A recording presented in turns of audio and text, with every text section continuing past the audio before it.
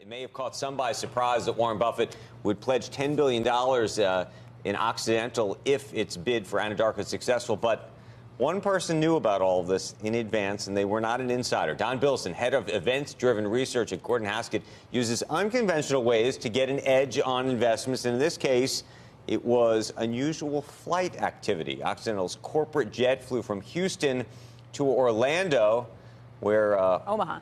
To Orlando, yeah. And then where Anadarko's shareholder meeting was held. Just one day later, then Occidental's jet flew from Houston to Omaha, Nebraska, tipping off Don to what has now become major public news. We were showing shots from the old movie Wall Street, and this was Gordon Gekko. Gordon Gekko, not Gordon Haskett. But this is pretty much what happened. I'm wearing my Bud Fox hat today. Yeah. So, how did this happen? Do you track a lot of planes?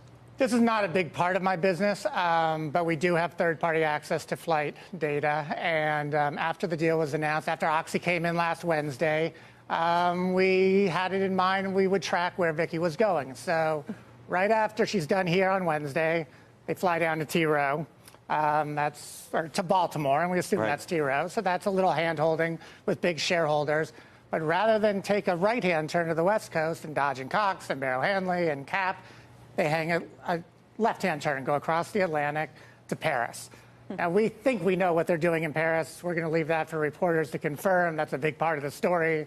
If you're watching out there and you're at the Journal or somewhere, that's an important detail to lock down. Why don't you speculate and help us with that? I suspect they were over talking to Total about divestment, maybe get rid of Mozambique, that they will be picking up in the Anadarko deal. So that might be that explains why they might be over in Europe. Are you doing tail numbers? What are you doing? Yeah, so let's talk about how you're doing this.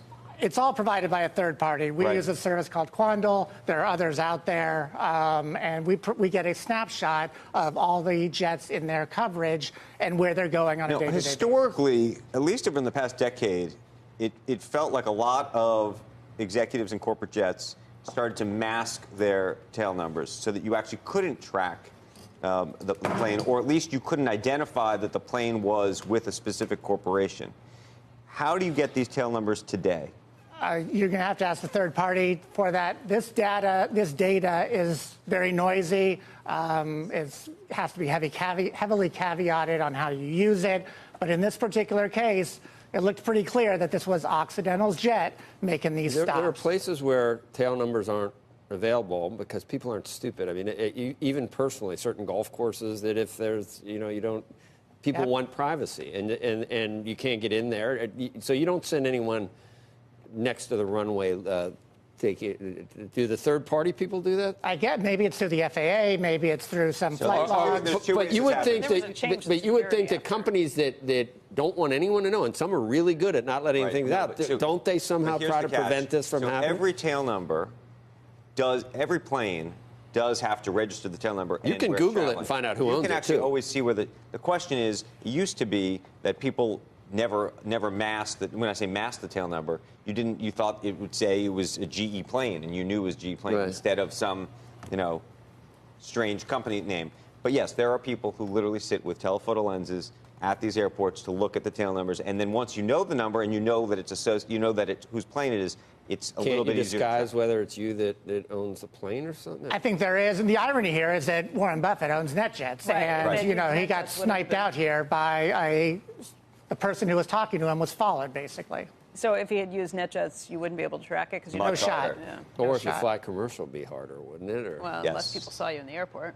They could see you, then that's not going to work either. So when you issued your report, did you immediately hear back from the company or get any feedback that, oh my goodness, they're on to us? None at all. We wrote it Monday, and we tried to not make too much out of it because honestly, Occidental could have gone to Omaha on Sunday and gotten rejected. And Warren said, hey, I'm not going to participate. So we toned it down, actually. But we went out there and said, why would they be in Omaha? There's only one reason, probably to arrange financing, and left it like that. News reporters started calling us. They probably started calling the company. And at that point, I think Berkshire said, we have to make a decision. And on the merits of the deal, you think it's a good one? It's expensive. It's a great one for Buffett.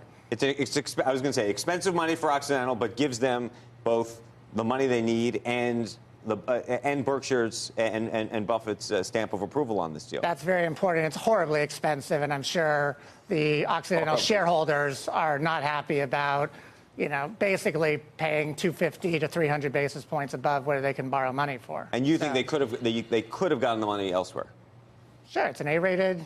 And do you think that Chevron comes back?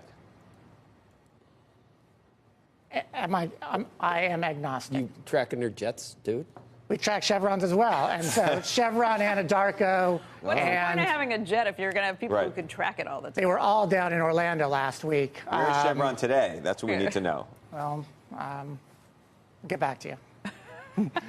Dom, thank you. I mean, for tracking all these things, how many times do you find that needle in the haystack? Or is that not even an apt description?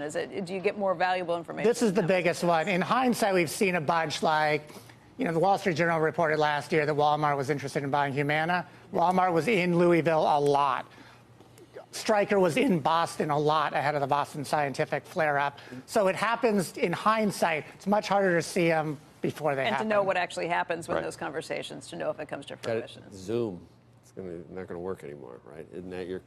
Yeah, what are you going to do? What are you going to do when everyone just uses Cisco telepresence and Zoom? I don't have an answer for that. Do you remember? You're not that old, though. You don't get gray hair. Monsanto jet, it was a GD Searle. That's the one I remember. And it was the same thing. That's the way they figured it out. That was always a rumor. And I think it finally did happen. Yeah.